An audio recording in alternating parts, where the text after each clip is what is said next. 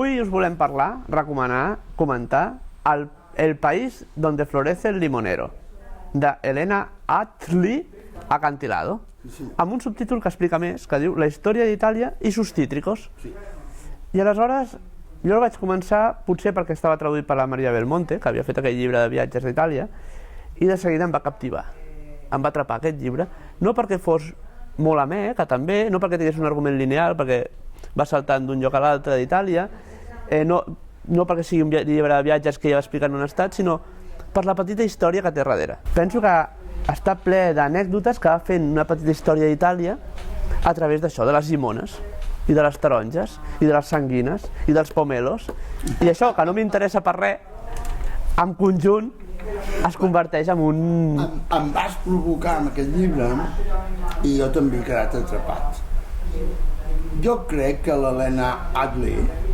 Anglesa. I suppose. British, està obsessionada amb Itàlia. Perquè tots els altres llimoners del Mediterrani, despreciats i vilipendiats, sí. tot el que diu de la península ibèrica sempre és perquè són dolents. El que passa que en sap molt. En sap molt i li perdonem la passió, perquè això fa que el llibre funcioni. Això fa que el llibre tiri. I a més perquè té moments d'aquesta llibre, que també ella explica on ha anat, què ha fet, jo he anat, jo he parlat, no? També té...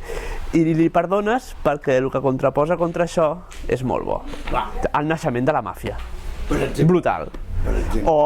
O la història dels llimoners dels Medici conservats en cera.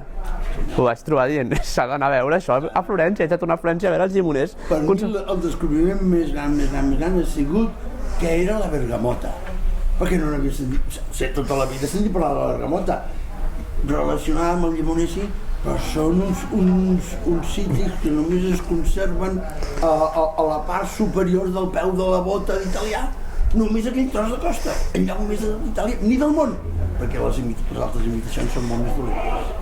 I tota aquesta petita història és el que aquest llibre meravella, perquè clar, et dona ganes d'anar a cada lloc. Hi ha una guia al final d'on visitar els jardins i els museus, hi ha una bona referència al final cronològica. Saber que això no arriba a Europa fins al segle XVI, la llimona i la taronja. I pensar que els romans no menjaven taronges, això em va costar d'entendre. Sí, sabíem que els tomàquets no hi eren, les patates no hi eren, però les taronges, més mediterrani que la taronja, o la mandioca. I no en tenien! Per tant, us deixem amb El país donde florece el limonero.